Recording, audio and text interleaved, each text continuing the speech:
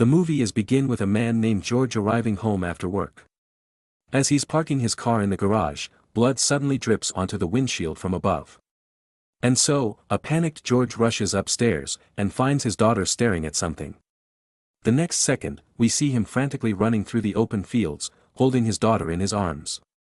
The scene then cuts to a few months earlier, and we learn that George, his wife, Catherine, and daughter, Franny, live in Manhattan. During the little girl's birthday celebration, George breaks the news that not only has he completed his PhD, he has also landed a teaching job in a private upstate college.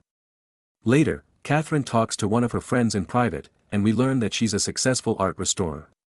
Moving with her husband upstate means she'll have to quit her dream job, but she's ready to make that sacrifice.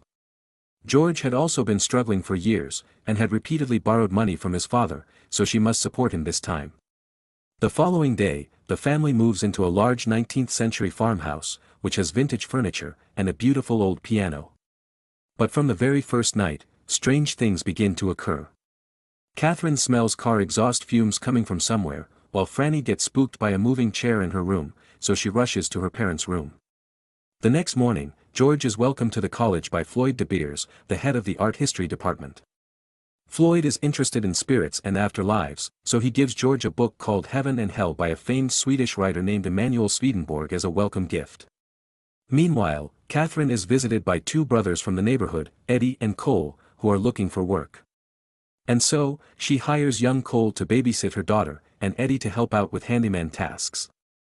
Later that night, as Catherine is working in the kitchen, she comes across an old Bible containing a family tree of the previous owners in the house. It reveals that the house was previously inhabited by the Smiths family. But some of the names in the family tree are scratched out and marked damned.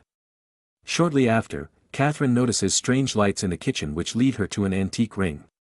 And when she picks it up, she suddenly senses a spirit which leaves her startled.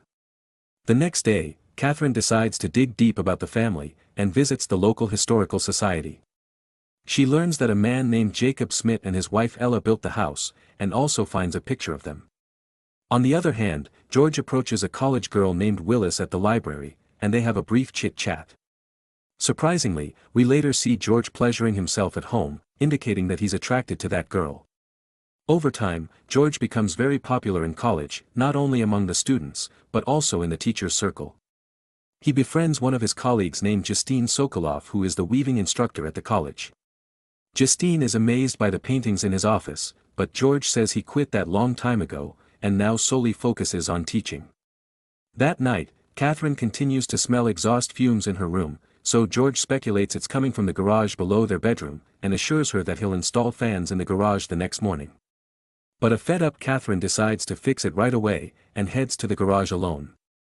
However, as she works on the fan, the piano suddenly starts to play in the other room. This freaks her out and she goes to inspect, but finds no one there. Upstairs, Franny spots a mysterious woman in her room, causing her to scream in horror. The little girl tells her parents that she saw a spirit, so Catherine takes her along with her. The next morning, Catherine comes across the book Floyd had gifted George. She begins reading it, and senses something supernatural around the house. Meanwhile, George is out on a jog when he finds Willis working on a nearby stable. She doesn't say much, and simply leads him to a room. George also gives in to his temptations, and the two end up making love. After a while, he returns home with a wildflower for Catherine, and she finds the gesture very sweet. But when she puts on Ella's ring, she immediately throws the flower in the bin, seemingly under the ring's influence. On his way to work, George runs into Eddie and they strike up a conversation. We shockingly learn that Eddie and his brother once lived in this farmhouse, before some incident forced them out. George is already aware of this, but he asks Eddie to keep it from his wife, saying she might not handle the truth well. Later, while Catherine is with the boys, she learns that Eddie is good at playing musical instruments and wanted to study music in college. That night, when George returns home, he finds Eddie playing the piano while Catherine enjoys it. George is annoyed by their closeness, but doesn't say anything at the moment. As the days pass, both Catherine and Franny continue seeing the strange spirit at night. Even vultures start roaming outside, indicating that there's a dark energy.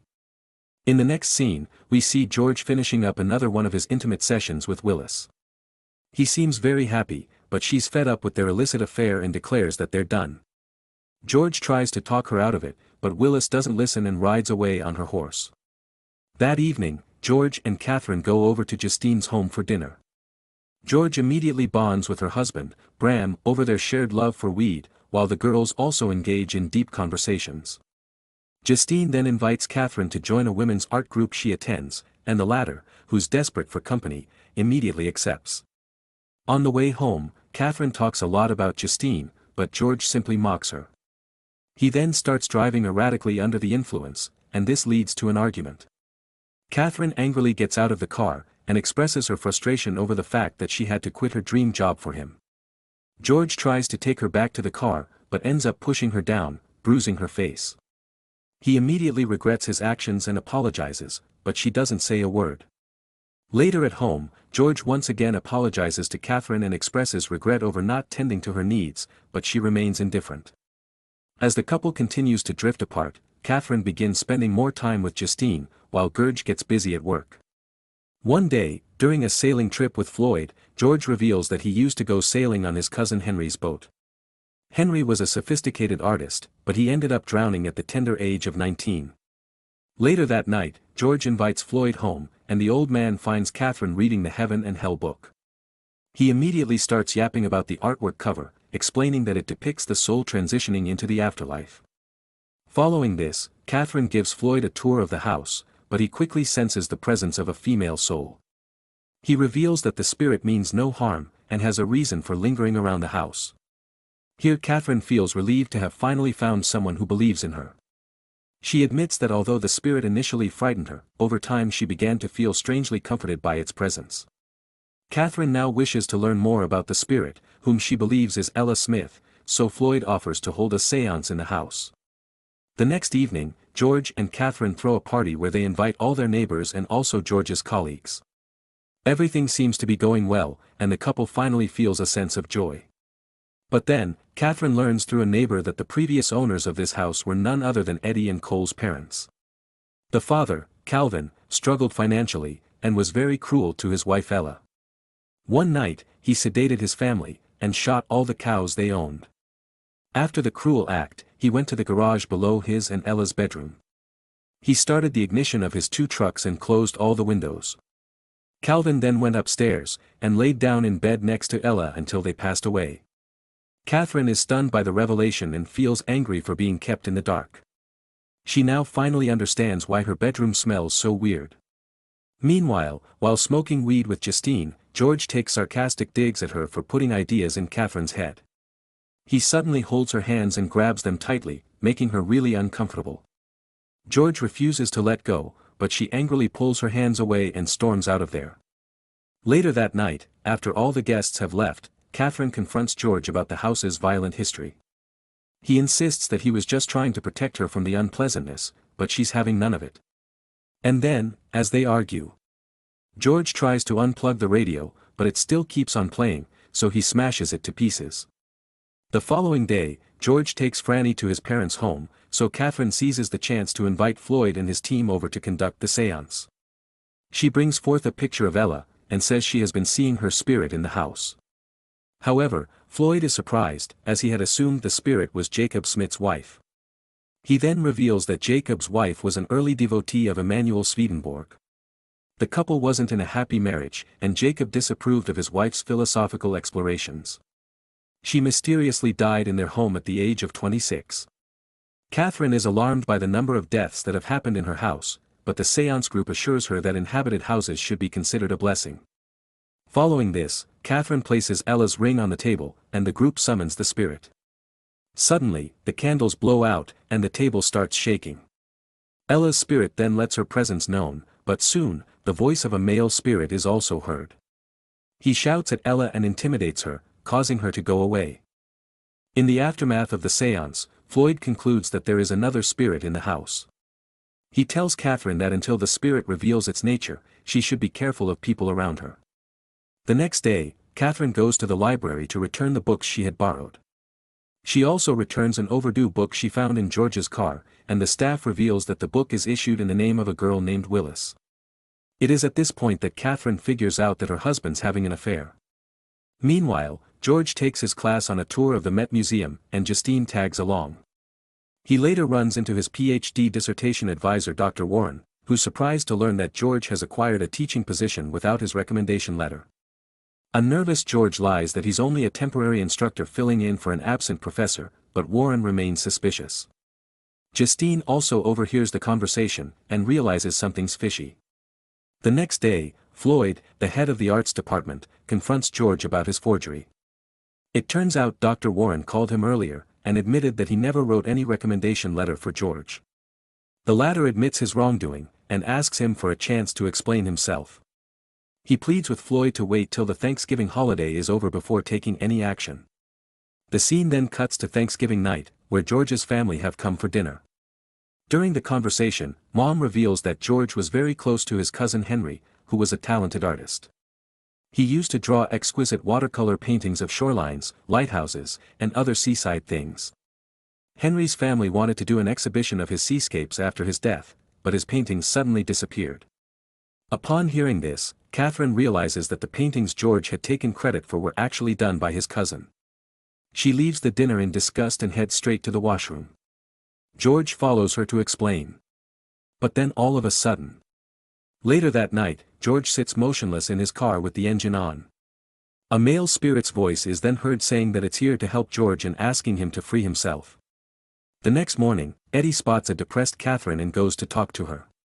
One thing leads to another, and they start making out right on the ground. Meanwhile, an anxious George joins Floyd on his boat to talk. He claims that he was ostracized by his earlier college after he reported a sexual misconduct incident. He says that's the reason why Dr. Warren doesn't like him. But Floyd firmly tells him that regardless of his reasons, forging recommendation letters is a crime, and he will report it to the HR. He also makes it clear that George will be fired, leaving him completely distraught. Elsewhere, Justine is at a cafe when she recognizes the scarf she had made for George's mother. It's currently on Willis's neck, making her realize that they're having an affair. The scene then cuts to night time where a thoroughly soaked George returns to campus. Justine also arrives in her car and confronts him about his affair with Willis. Annoyed and fed up of her prying, George insults her and tells her to mind her own business. Suddenly, Justine asks him to explain his conversation with Dr. Warren at the Met. She then drives away from there, leaving George furious and worried. Some time later, Justine is driving down the highway when she notices George tailing her. And then this happens. Once home, Catherine tries to talk to George about something, most likely about the divorce, but he tells her that he's not in the state to have a conversation. After she leaves, a dejected George seemingly talks to the male spirit in their home and asks it to confirm its presence. Just then, a crow breaks into Catherine's bedroom through the window, freaking her out. George also arrives there, but he simply tells Catherine to ask her boyfriend to fix the window. The next morning, Catherine sneaks out of the house to meet Justine, only to discover that she has met with an accident. She learns that Justine is in a coma, and might never recover from it. On her way back home, Catherine is hit with yet another shock when a radio broadcast announces Floyd's death, and the old man's body was discovered in the Hudson River. At college, when George hears about Floyd's death, he puts on a show of shock and sorrow. Since the position is now vacant, he's offered to be the interim head of the art department. George accepts the offer saying he'll do anything for his department. Later in his classroom, George finds the cover art of Swedenborg's book, Heaven and Hell, projected on the screen.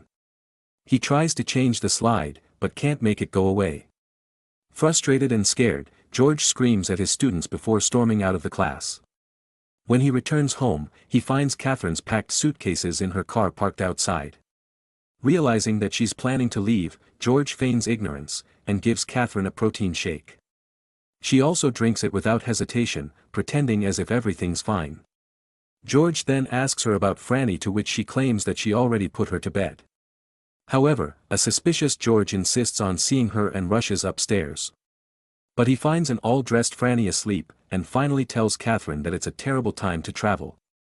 Scared for her life, Catherine runs downstairs, and tries to call for help, but George angrily smashes the telephone.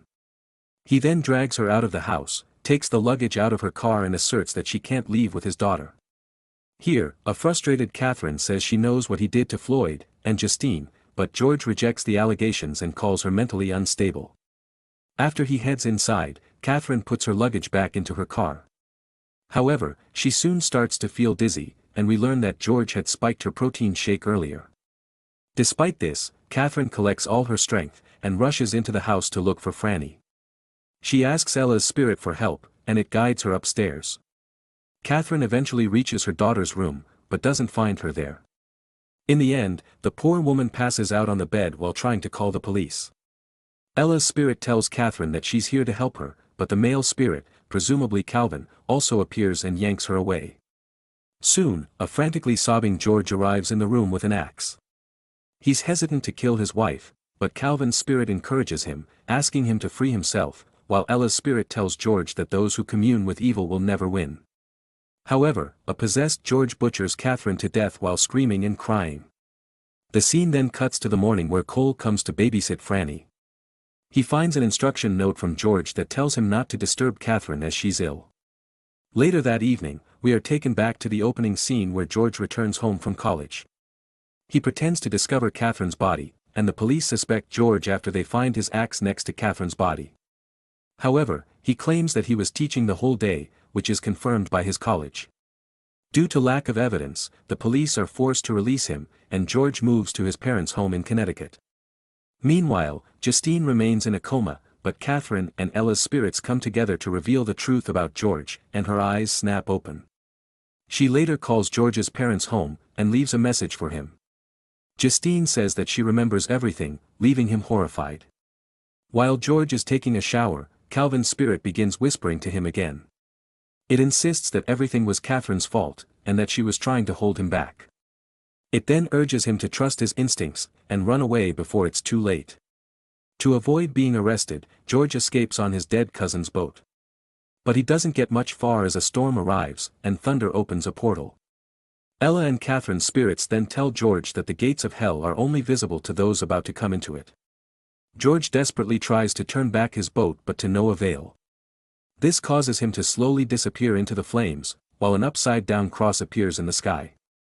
The scene resembles Swedenborg's book's painting, while the inverted cross indicates that George is damned.